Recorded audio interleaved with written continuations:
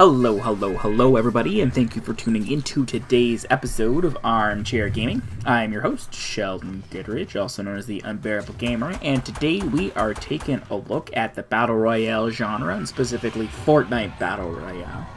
I know what some of you are thinking, you're rolling your eyes going, oh no, another Fortnite Battle Royale fanboy, which, fair enough, that's an astute observation. I wouldn't necessarily call myself a fanboy, but I've certainly been playing Fortnite since it was released as the PvE mode. I am a quote-unquote founder, although I think my founder status was, like, taken away. That's a tangent for another day, doesn't matter.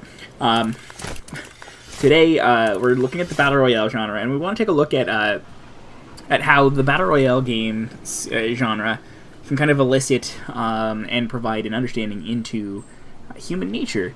Because there's something fascinating about the Battle Royale genre and how it's taken off in the gaming community that we haven't really seen much of before. And we've certainly seen competitive games, and we kind of know how the competitive gaming industry works when you look at things like esports and things like that. But Battle Royale games offer something unique in the fact that there's very little in the way of story. And obviously, Fortnite, the game itself, has a pretty extensive story with 98% of the world's population being wiped out by this storm that comes out of nowhere, and you being one of the only survivors who, as a hero, you're going to fight to protect humanity and try to quell the storm and all that's going on. And boom, that's a good one right there. I like that one a little bit.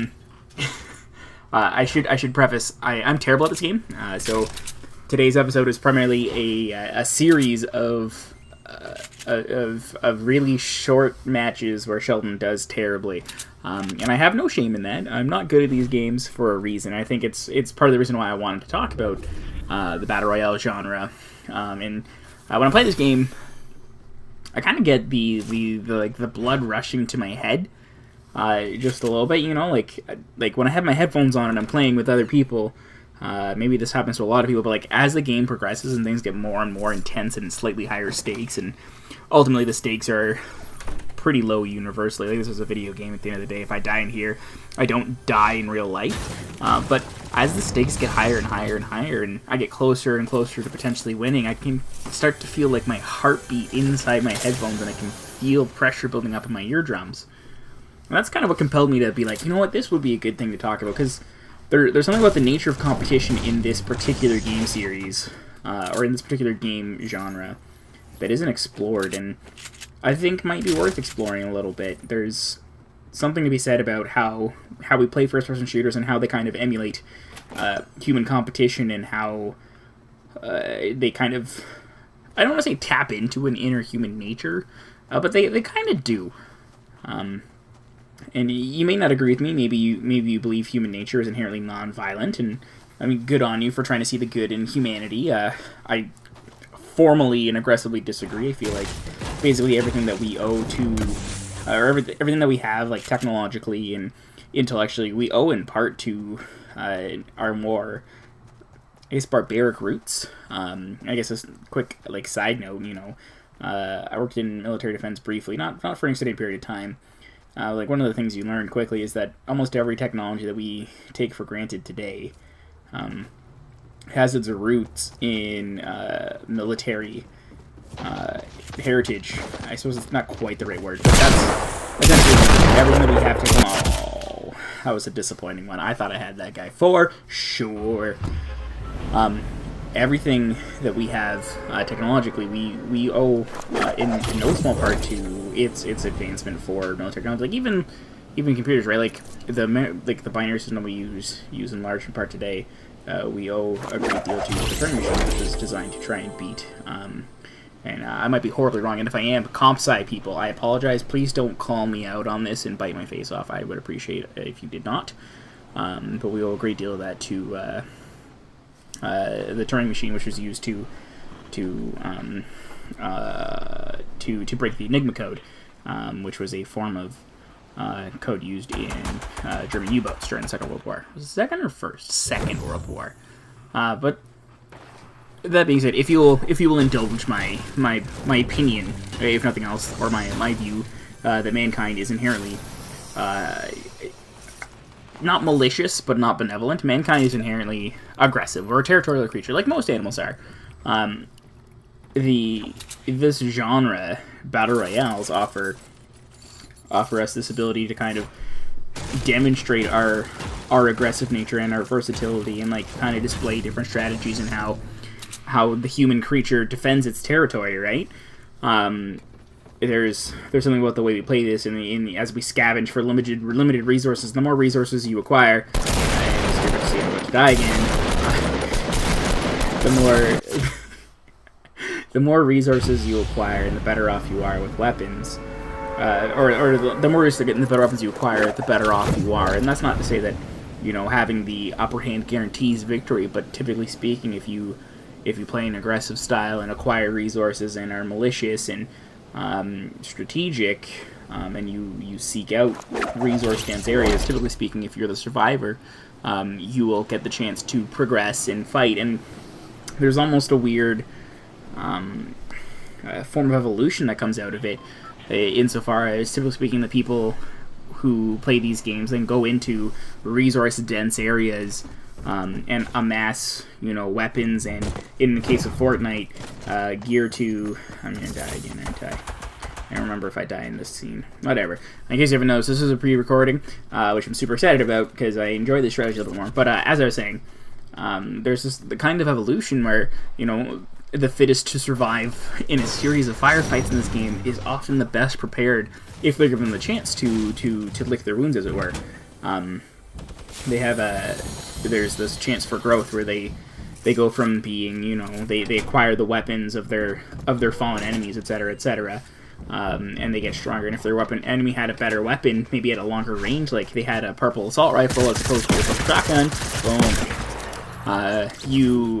you can acquire that, and all of a sudden you have better range weapons. There's this match, so there's almost a form of evolution that comes out of playing these games that you can kind of witness. And the other thing I wanted to bring up was something that we don't get to talk about a lot of. This was my big mistake here. Got all excited. There's a grenade launcher.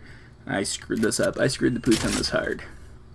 But the other thing I wanted to talk about was the idea of personal privilege. And I have an anecdote for another episode where we talk about personal privilege in more depth. But it's one of my favorite philosophical concepts because it kind of blows a little bit of, like, I wouldn't say blows people's minds, but when people first think about it or they first discover it, they kind of go, oh, that's not nice.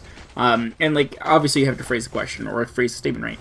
And personal privilege is essentially just the inability of somebody, or the inability of me, the individual, to see what you see, and feel what you feel, and sense what you sense. Basically, all I have in my understanding of you is my sensory perception of you, and not vice versa. I have no understanding of how you look at the world. And we always talk, don't judge a person until you've walked a mile in their shoes. The hard, cold reality that is, it's impossible to walk a mile in somebody else's shoes, because it's always going to be through, like, the lens or the camera that is your perception, so you can never walk through another person's shoes. And I bring it up in this game because it's you pitted against up to 99 other players who have 99 different viewpoints of the map, and everybody makes all these different decisions, and when you make same decisions, it's still slightly different. And I think it's really interesting to see how online games kind of present this nifty, this neat camera from which to look through, because when you consider the personhood of the individual that you're playing as, in this case, the poor character, Avatar, the guy that I'm controlling, who's going to inevitably die because he's being controlled by an idiot who's not good at this game, his point of what he experiences, I can only experience through the screen of my TV, if we assume that he, in this particular instance, is a person. But more interesting is the fact that out in the world, I guess probably somewhere in North America, because I'm probably playing on a North American server, there are 99 other players. At this juncture, there are 75 other players who are all receiving different sensory information. And I have no idea what they're seeing. But more importantly than not knowing what they're seeing, I have an inability to see it how they see it. And I think that's really cool and something we'll be able to talk about more and more as I kind of brush up on my skills on it. I'm a little rusty on personal privilege, even though it's like one of the most important fundamentals of philosophy when you're dealing with knowledge and humanity, because there's something so gross about the fact that you and I can talk about these things But there's never going to be a moment where my words translating, like my words transitioning to you, will never really stack up with how you hear them, right? And I guess that creates a problem with language, which, given the nature of this episode, certainly something for another day as we go forward. But the fact that there's going to always be this veil of senses between how you think, feel, and act, and what I think you feel and act is interesting, and it's a long running philosophical concept because it's such a strange paradigm. It's like the bundle of senses that is you is. I remember this fight. It was he threw a boogie bomb at me. Look at me dance away. But the bundle of perceptions that is you, as I'm pumping this poor guy full of shotgun shrapnel shells, buckshot. What do you call it? I don't know. Right, his experiences and mine are fundamentally different. Obviously, in that instance, they are because he is receiving my bullets and not the other way around. But what he sees and what he observes is different from what I see and what I observe, and that's why that kind of interchange of, first shoot, first kill kind of thing happens. And some people might say, well, it's just I have better reflex or a better internet connection, but there's also going to be like we perceive the game differently, and that'll shift how players play these games, because we all look at them and we all see the quote unquote same game. The same sensory data is being presented to us, as it were, but the sensory data is presented to us in a way that allows for slight unique variations of interpretation, and that extends past the game community, or the game itself, the data we see from this game, to the individual person. And I think I've hammered my point home hard enough.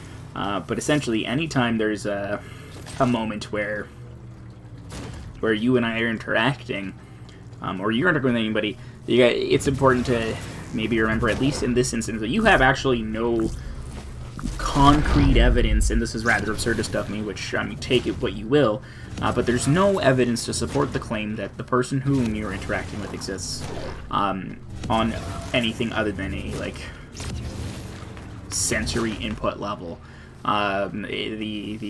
The long-running Latin expression by René Descartes, I think, therefore I am, which is actually a misinterpretation of thought, therefore, or mistranslation of thought, therefore existence, implies that in order to exist, you must be a thinking thing.